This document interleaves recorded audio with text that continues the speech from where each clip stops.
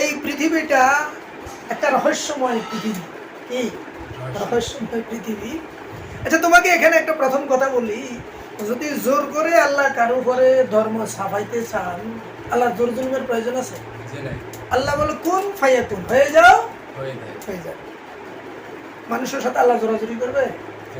আল্লাহ তো স্বাধীনভাবে দিয়েছে।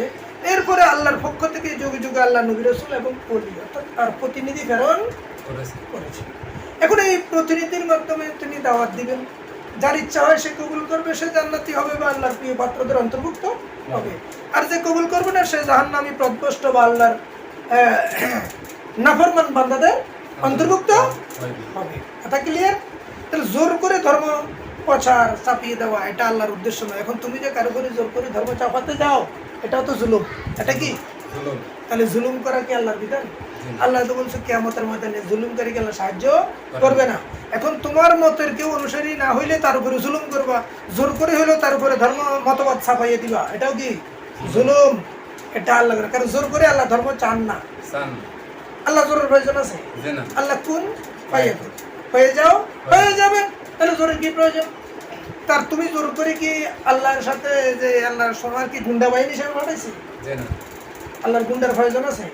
সন্ত্রাসীর প্রয়োজন আছে? আল্লাহ কি তোমার সাধারণ কোনো মানুষের মতো? আমি ভাবতেছি না লোকজনের লাগাই দিছি ফিটে গেলে আমার দলে আনো, এরকম কিন্তু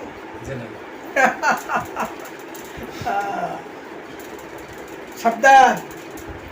এই প্রেমের খেলা বুঝা বড় জটিল। আজকে থেকে মনে রাখবে, কেউ যদি তার মতের বিরুদ্ধে কেউ জোর করে যার মতবাদকে চাপাই দিতে চায় কারো করে, এরা কখনো প্রকৃত ধার্মিক নয়, এরা জালেম। এরা কি জালেম? স্বাধীনভাবে আল্লাহ তার নবীকে প্রেরণ করেছেন, রসুল প্রেরণ করেছেন, তারা দাওয়াত দিয়েছে আল্লাহর পক্ষ থেকে আমাদের যাদের ইচ্ছা হয়েছে, অর্থাৎ আল্লাহ তাদেরকে কবুল করেছেন, কোরআনে সেটা বলেছে, তারাই কি হয়েছে ওই দাওয়াত কবুল করেছেন। যারা অন্যায় তারা প্রকৃষ্ট চলে গেছেন। জোর করে কোন নবী কারো ধর্ম চাপাইছে? তো তুমি কে নবী নাম বেচে তুমি আরো তুমি দূর চাপাচ্ছ? আরে আল্লাহকে কি তুমি দুর্বল পাচ্ছ? আল্লাহ কি অসহায়? আল্লাহ অসহায় না, দুর্বল নয়। তুমি মানুষ করে জোর করে তার ধর্ম চাপাইতে যায় আল্লাহকে দুর্বল বানাচ্ছ না? এটা কি কর্মে শিরিক হচ্ছে না? কারণ আল্লাহকে তুমি অসহায় বানাই দিচ্ছ, তুমি আল্লাহকে সাহায্য করতেছ। এটা এই যে আল্লাহর প্রেমের রহস্য বুঝাটা, জ্ঞান হওয়াটা, এটা বড় ভাগ্যের ব্যাপার। কিসের ব্যাপার? এই জন্যই আল্লাহ বলছেন, যেমন এক জায়গায় আল্লাহ বলছে যারা ইচ্ছা আমি হেদায়েত দান করি, যারা ইচ্ছা, আর যারা হেদায়েত দান করি না তারা মুর্শিদ রূপী বন্ধু দান করে না। তার মানে যে মুর্শিদ পাইছে সে হেদায়েত পাইছে। দ্বিতীয় কথা, আল্লাহ কয় আমি যারা ইচ্ছা আমার রহমত দেই, কি দেই?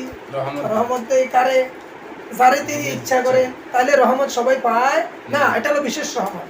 আবার আল্লাহ কয় আমি যারে পছন্দ করি, মহব্বত করি, ভালোবাসি বা ইচ্ছা করি, তাকে আমি দ্বীনের দুনিয়া ও আখিরাতের কল্যাণমূলক তথ্যমূলক জ্ঞান দান করি। ঠিক কারে?